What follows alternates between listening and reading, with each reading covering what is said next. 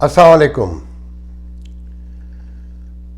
یہ دھرنا آج قومی اسمبلی کا اجلاس ناموس رسالت، میرے خیال میں اس نے آج بہت سی چیزیں بہت واضح اور کلیئر کر دیں، اہل شعور کے لیے، اہل علم کے لیے بہت سی چیزیں آج جیسے منظر کہتے ہیں نا صاف ہو جاتا ہے بارش کے بعد، دھند کے بعد، بادلوں کے بعد، اور روشنی بہت واضح سامنے ہمارے اطراف میں بکھری ہوتی ہے۔ سب سے پہلے تو طے ہوا کہ یہ مولوی جن کے تھے ثابت ہو گیا کہ پہلے کہتے تھے کہ خون کا بدلہ خون سے لیں گے اور فرانسیسی سفیر کو نکالے بغیر دم نہیں لیں گے اور قرارداد تسلیم نہیں کریں گے، جو مسودہ لکھا گیا ہے اسی پہ عمل ہو۔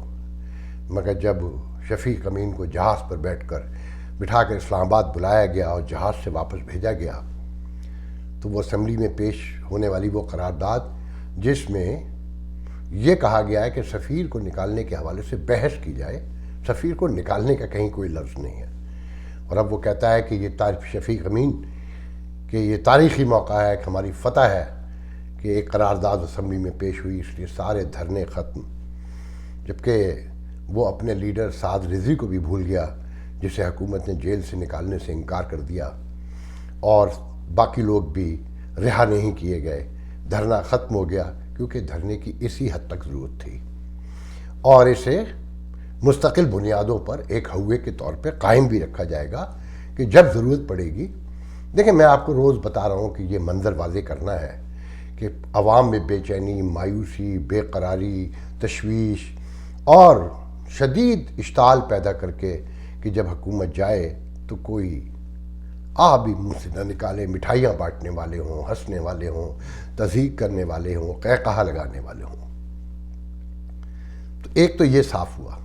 دوسرے، آج جو سب سے بڑا تاریخی کام کیا وہ پیپلز پارٹی نے کیا کہ وہ اس جہالت، اس منافقت کا حصہ نہیں بنی۔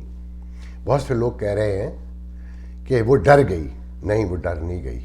اس نے واضح پیغام بھی دیا اور بتایا کہ یہ ریاست اور مذہب دو الگ چیزیں ہیں اور یہ ہمیں تباہی کی طرف لے جائیں گی۔ خاموشی اس لیے اختیار کی، مصلحت اس لیے بڑھتی کہ جان دینے کے بارے میں اسلام میں یا دنیا کے کسی اخلاقیات میں نہیں کہ آپ سڑک پر آئیے، سینہ کھولیے اور اس ذلیل دشمن سے کہیے جو جنونی ہے کہ آؤ مجھے مار دو۔ وہ کیوں مریں؟ خیال رکھیے گا، پیپلز پارٹی پہ اگر کرپشن کے الزام نہ ہوتے، اس کی قیادت صاف ہوتی، کلین ہوتی، لوٹ مار نہ کی ہوتی، تو وہی پاکستان کے صحیح نمائندہ ہوتے۔ ایک بڑی اکثریت جو خوف کا شکار ہے، جو آج چپ ہے، وہ بنیادی طور پہ پیپلز پارٹی کے ہی ساتھ ہے، مگر اس کی کرپشن سے تنگ آ کر وہ ادھر ادھر بکھر گئی، منتشر ہو گئی۔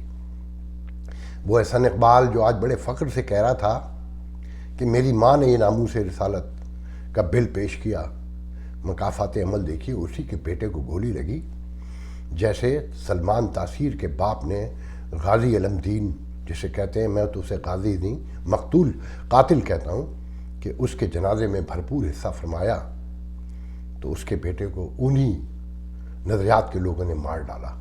میں اس تفصیل میں نہیں جاؤں گا کہ جس نے اس ریاست کی بربادی میں حصہ ڈالا، وہ شیخ و برہمن، میرے مرحوم استاد نے کبھی ایک قطعہ لکھا تھا کہ ایک ہی گولی سے گئے شیخ و برہمن، کہ بنگلہ دیش بنوانے والے شیخ مجیب ہوں اور وہ اندرا گاندھی ہوں یا ذوالفقار علی بھٹو، گولی سے گئے، پھانسی سے گئے، سب اپنے جو مفادات کے لیے لڑے تھے اسی دنیا میں اپنے انجام سے دوچار ہوئے۔ پھر ایک بات یہ بھی پتہ چلی کہ یہ ریاست، جیسا کہ قومی اسمبلی میں وفاقی وزیر قانون کہہ رہا تھا کہ یہ محمدی عربی حضور صلی اللہ علیہ وسلم کا فیضان ہے یہ ملک، نہیں محترم، یہ ملک عالمی برادری اور ہندو کے ایقان کا نتیجہ ہے، کہ جو سمجھتے تھے کہ یہ مسلمان کہتے ہیں متحدہ ہندوستان میں ساؤتھ ایشیا کے مسلمان کے ہندو نے مار رہا ہے، تو انہوں نے آپ کو ایک جگہ دے دی، جیسے کہ لوگ کہتے ہیں کہ اب آپ اپنے گھر میں رہ کر ایک دوسرے کو عزت و احترام سے ماریے۔ جیسے آج ابصار عالم کو گولی مار دی گئی، کچھ پتہ نہیں چلے گا، جیسے حامد میر کو گولیاں ماری گئی تھیں، درجنوں سینکڑوں صحافی مار ڈالے، اور ہزاروں لاکھوں لوگ ویسے مر گئے. اگر پاکستان بننے سے لے کر اب تک قیام پاکستان کے دوران جو لوگ مرے اس کے بعد اگر کاؤنٹ کریں تو بعد میں مرنے والوں کی تعداد کہیں زیادہ ہے. لاکھوں لوگ مار دیے گئے جن کا نہ کوئی حساب ہے نہ کوئی کتاب ہے, بس وہ رزق خاک ہوئے اور لوگ مٹی ڈال کر آگے بڑھ جاتے ہیں. جیسے یہ 5 پولیس والے مارے گئے یا 10-20 جنونی مارے گئے, وہ جنونی غریب جنہوں نے یہ ثابت کر دیا ہے کہ انہیں جنت ہی جانا ہے, وہ یہاں شیخ رشید کی اور آدم سواتی کی گندی ٹرین میں بیٹھے اگلے سفر کے لیے روانہ ہو چکے ہیں کہ وہ ناموس رسالت کے نام پر, جس سے ان کا کوئی لینا دینا نہیں ان کی زندگیوں کا, اس کے لیے تو نکلیں گے مگر اپنے حقوق کے لیے نہیں نکلیں گے. تو بار بار یہ ثابت ہوتا ہے کہ اس علاقے کے, اس خطے کے مسلمان صرف جنت کے آسرے میں بیٹھے ہوئے ہیں. اور کیوں نہ بیٹھے ہوں کہ جب پوری لیڈرشپ بنیاد سے لے کر انتہا تک منافق جھوٹی ہو, کہ اس ملک کے بنانے والے جو سیکولر تھے, لبرل تھے, جو شراب پیتے تھے, سور کھاتے تھے, جو سوٹ پہنتے تھے اور جو کہتے تھے رہنا انہوں نے بمبئی میں ہے, جو انگریزوں کے دوست تھے, انگریزوں کی گودوں میں پلے تھے, ان کا بچپن ان کی جوانی انگلینڈ میں گزری تھی, مگر وہ لوٹے تو انہوں نے 2 قومی نظریہ سامنے رکھ دیا, اور وہ قومی نظریہ ان کا اپنا بھی نہیں تھا. وہ تو صرف اسے آگے بڑھا رہے تھے.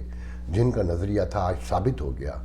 اور آج دنیا میں جو مقام ہے اس ریاست کا, دیکھیں معاشرے, سماج, خاندان, فرد معیشت سے چلتے ہیں, اور معیشت کی بنیاد ہے سیاسی استحکام, سوشو پولیٹیکل سیٹلمنٹ, جو ضمانت ہے امن کی, بقا کی, وہاں سے ترقی شروع ہوتی ہے.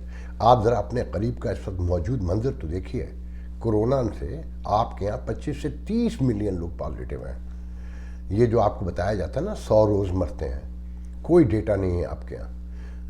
آپ کیونکہ دھرنوں کے نام پر, سیاسی جلسوں کے نام پر کورونا کو بمشرف اسلام کرنے پہ تلے ہوئے ہیں. جیسے برابر ہندوستان میں کمبھ کا میلہ کر کے وہاں کرونا وائرس کو ہندو بنایا جا رہا ہے, کہ پہلے کہتے تھے کہ مسلمان اس کرونا وائرس کی لے کر ہندوستان میں آگے بڑھے ہیں, مگر آج ان کے اپنے لوگ کہہ رہے ہیں کہ کمبھ کے میلے سے لے کر جہاں تک جائیے جو سچویشن ہے 3 لاکھ لوگ وہاں پازیٹیو ہو رہے ہیں, جو اکانومی کے لیے خوفناک صورتحال ہے کہ دہلی 1 ہفتے کے لیے مکمل لاک ڈاؤن کر دیا گیا. اور آپ کے یہاں ضد پر اڑے ہوئے ہیں کہ یہاں پہ بھی مکمل لاک ڈاؤن نہیں, اس سے بھی زیادہ بری, اللہ معاف کرے میری منہ میں خاک, غلط نکلے میری بات, مگر جو سچویشن ہے جس کا لوگوں کو اندازہ نہیں ہے, پہلے سے ڈوبی ہوئی معیشت, کنٹینیو بڑھتا کورونا, اور پھر عدم سیاسی استحکام, دھرنے, ایک کیوس, حکومت سڑک آج کہیں وجود ہی نہیں رکھتی, اپوزیشن. دیکھیں آپ نے نوٹ کیا کہ اس حکومت نے یہ ثابت کر دیا کہ وہ کسی کی بات جب تک نہیں سنے گی جب تک لوگ بم بارود گولے لے کے سڑکوں پہ باہر نہیں آئیں گے. اپوزیشن کے ساتھ نہیں بیٹھی نا, ان کے ساتھ بیٹھی جو سڑکوں پر آئے, اور بیٹھی بھی کیسے کہ پرائم منسٹر خود نہیں آیا اسمبلی, انہوں نے وہ بل خود بھی پیش نہیں کیا, ایک پرائیویٹ ممبر سے پیش کروایا, مطلب آفیشیل قرارداد نہیں بننے دی انہوں نے, حکومت کی طرف سے وہ پیش نہیں ہوئی. کل وہ کہہ دیں گے کہ ہم نے تو مجبوراً کیا تھا, کیونکہ ان سے یہ سب کچھ مجبوریاں کروائی جا رہی ہیں. میں نے کل اپنے ویڈیو میں کہا تھا یہ کیسے ممکن ہے کہ اتنا خوفناک معاہدہ کر لیا جائے. جن کی ضرورت تھی انہوں نے یہ معاہدہ کروایا, انہوں نے صلح کروائی, انہوں نے ہی ٹھنڈا کر کے گھر بھیج دیا, اور ایک منظر بھی قائم ہے کہ حضور جب چاہیں گے اس کے نام پہ پھر لوٹ آئیں گے. دیکھیں میں آج کچھ چیزیں بتانا چاہتا ہوں جو میری اپنی نہیں ہے, آپ لوگوں نے پہلے بھی پڑھی ہوں گی, میں تو صرف دہرا رہا ہوں کہ اس ملک کا مسئلہ کیا ہے, یا اس خطے کے مسلمانوں کا, اور شاید پوری مسلم ورلڈ کا کہنا چاہیے. امہ تو میں نہیں کہوں گا, یہ امہ نہیں ہے. آپ تو اپنے گھر میں ایک نہیں ہے, ایک محلے میں نہیں ہے, ایک ریاست میں نہیں ہے, خاندان میں ایک نہیں ہے, تو امہ کی بکواس تو حیرانی ہوتی ہے مجھے جو آج بھی اس کا نعرہ لگاتے ہیں. وہ جاوید غامدی یہ کہتے ہیں کہ اس جو مذہب کو ماننے والے لوگ ہیں نا, ان کی بنیادی تعلیم میں ایشو ہے. ایسی 4 چیزیں ان کو پڑھائی جاتی ہیں ہر مدرسے میں، ہر مذہبی سیاسی تحریک میں. ان کے تمام مفکر سامنے نہ بھی پڑھاتے ہوں تو چھپ کے پڑھاتے ہیں، مگر پڑھاتے ہیں. وہ کہتے ہیں کہ یہ معاشرہ کیسے یرغمال بنایا گیا ہے. ایک بڑی اکثریت نہیں، بہت بڑی اکثریت اس پر یقین کرتی ہے کہ میں نے لکھ کے رکھا ہے. بتایا جاتا ہے کہ دنیا میں جہاں شرک و کفر ہوگا اس کو ختم کرنا، مارنا، مطلب مرتد ہو جائے کوئی اسلام چھوڑ دے تو مارنا فرض ہے اور ہم پر جائز ہے. پہلی تو سب سے بڑا ڈیلوژن یہ ہے. دوسرا یہ کہ غیر مسلم محکوم ہونے کے لیے پیدا ہوتے ہیں، ان کی آزادی کا کوئی مفہوم نہیں ہوتا. مسلمانوں کے سوا کسی کو حکومت کا اختیار و حق نہیں ہے کہ غیر مسلم حکومت ناجائز ہوتی ہے، اور جب جب ہمارے پاس طاقت آئے گی ہم ان غیر مسلم ریاستوں کو ختم کرنے کا عین حق رکھتے ہیں اور عین ایمان کا حصہ ہے یہ. تیسرے نمبر پہ وہ کہتے ہیں دنیا میں مسلمانوں کی الگ الگ حکومتوں کی کوئی گنجائش نہیں ہے، ایک خلافت ہونی چاہیے امہ کے لیے. اور یہ جو الگ الگ حکومتیں ہیں یہ بلا جواز ہیں. اور پھر یہ جو قومی حکومتوں کا تصور ہے جو آج کی سیکولر دنیا میں کہ امریکہ کی ایک اپنی حکومت ہے، ایک لبرل نظام ہے ووٹ کے ذریعے، یہ کفر ہے اور انہیں ختم ہو جانا چاہیے. آپ یقین کریں کوئی انسان سوچ سکتا ہے، مجھے یاد نہیں آ رہا، کل ہی کوئی لیڈر کہہ رہا تھا کہ مسلمان تو چھوڑیں انسانوں پر بھی یہ فرض نہیں ہے. مطلب مسلمان الگ ہیں، انسان الگ ہے. جبکہ رحمت العالمین یہ کہتا ہے کہ پہلے انسان بنیے. یہ رنگ، مذہب، نسل، زبان، یہ تو سب بات کی چیزیں ہیں نا. اور کیا مذہب میں نے اپنا خود چوز کیا ہے؟ یہ تو میرے ماں باپ کی اور پھر ان کے ماں باپ کی، پھر ان سے پیچھے ان کے ماں باپ کی دین ہے کہ ہم مانیں نہ مانیں ہمیں وہی دیا گیا ہے. اور کلچر سب سے بڑا ہوتا ہے، یاد رکھیے گا. زبان، کلچر، رنگ ثابت ہو گیا ہے. میں امریکہ آیا تب مجھے احساس ہوا کہ میرے ہندو بھی آج دوست ہیں، میرے پنجابی بھی دوست ہیں، سندھی بھی دوست ہیں. سندھی تو میں سندھ میں پیدا ہوا ہوں، وہیں رہا ہوں تو میرے دوست ہوں گے. مگر دوسری قومیتیں جن سے میں کبھی واقف بھی نہیں تھا، یہاں آ کے مجھے قریب فیل ہوتے ہیں کہ وہ میرے رنگ کے ہیں، میرے زبان کے ہیں، میرے کلچر کے ہیں، میری تہذیب کے ہیں. ہمارا کھانا ایک ہے. عربی ہمارے دوست نہیں ہیں، لبنانی دوست نہیں ہیں جو امہ کہلاتے ہیں. میرے گھر میں کسی کا آنا جانا نہیں، نہ میں کسی کے گھر گیا ہوں کبھی. ہاں ہائے ہلو ہوگی کہیں پر. تو جب یہ طے کر لیا جائے کہ جناب ہم ہی سب سے بہتر ہے اور اسے پروموٹ کریں، اور کیسے پروموٹ کرتے ہیں وہ مقبول اور یہ جان.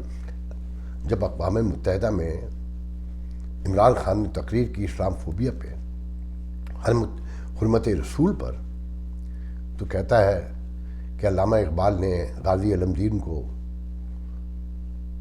دفن کرتے ہوئے کہا تھا کہ ہم پڑھے لکھے سارے دیکھتے رہ گئے اور ترخان کا بیٹا بازی لے گیا.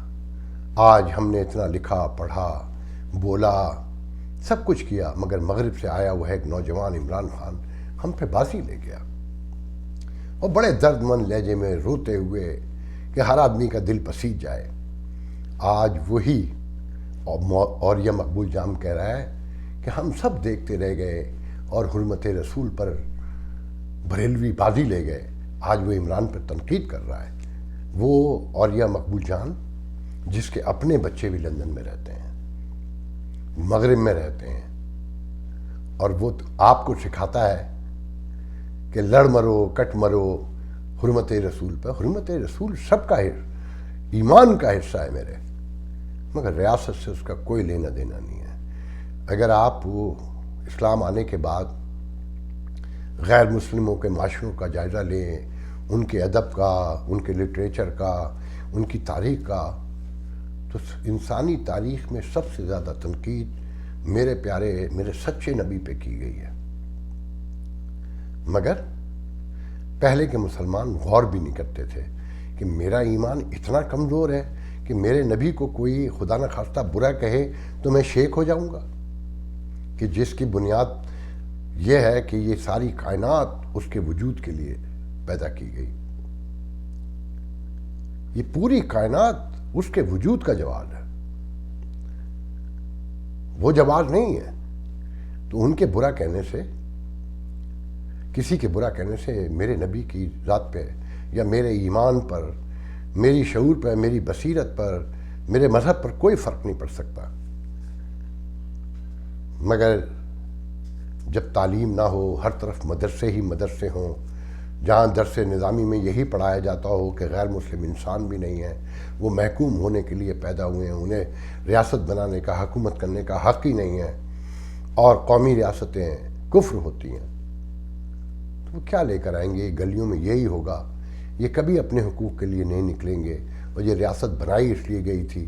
آپ یہ دیکھیں کہ یہ ہر جگہ پر ویسٹرن ورلڈ کے ترلے ڈالتے ہیں، بھیک مانگتے ہیں انہی سے، اور اپنی عوام سے گالیاں دلواتے ہیں بلیک میل کرنے کے لیے. میں آپ سے کہتا ہوں ان کا باپ بھی فرانسیسی سفیر کو نہیں نکال سکتا.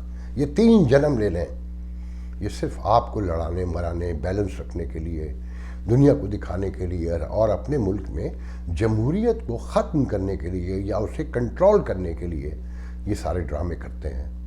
تو منظر تیار ہو رہا ہے، آنے والے چند دنوں میں مزید واضح ہوتا جائے گا کہ انتخابات نہیں کروائیں گے. یہ دیکھنا ہے کہ اب ڈائریکٹ خود آتے ہیں یا قومی حکومت بناتے ہیں. آپ خود سوچیں، کیا آج ملک میں حکومت پہ یہ وجود رکھتی ہے؟ کہیں کوئی ادارہ کام کر رہا ہے، آپ کو کوئی سیٹلمنٹ فیل ہوتی ہے، آپ کو یہ یقین ہے کہ آپ کل کام پہ جائیں گے، یا آپ کو یہ یقین ہے کہ کرونا یہ کنٹرول کر لیں گے، یا یہ آپ کو یقین ہے کہ کرونا، آپ جو ریاست کی ذمہ داری ہے، اگر آپ کو کرونا ہو جائے تو آپ کو 2 روپے کی کوئی دوا بھی لا کر دے دے گا؟ سوچئے گا، ان باتوں پہ غور کرنے کی ضرورت ہے. یہ سب کچھ آپ کے ہاتھ سے جیسے مٹھی میں سے ریت نکلتی ہے نا، اس طرح سے نکلتا چلا جا رہا ہے، اور چند لوگوں کے مقاصد پورے ہو رہے ہیں. یہ نواز شریف کو، یہ زرداری کو، کسی کو نہیں برداشت کر سکتے. تو عمران خان کو تو لائے تھے نا، یہ تحریک لبیک عمران خان کو ووٹ دلوانے کے لائی گئی تھی نا کہ یہ ووٹ کاٹیں گے. انہوں نے 31 لاکھ ووٹ لیا تھا تحریک لبیک نے. پنجاب میں 30 نمبر کی سیاسی پارٹی بنا دی تھی انہوں نے، اور ملک میں 5ویں نمبر کی. تو ان کا ووٹ نمبر پھر بڑھایا جا رہا ہے. اگر کبھی انتخابات ہوئے تو آج جو سچویشن کریٹ کر دی، اسٹیل کر دیا سب کچھ، یہ نیکسٹ پلاننگ کا حصہ ہے. خیر، آج کے لیے اتنا بہت ہے. انشاءاللہ آپ سے بات ہوتی رہے گی. اللہ حافظ.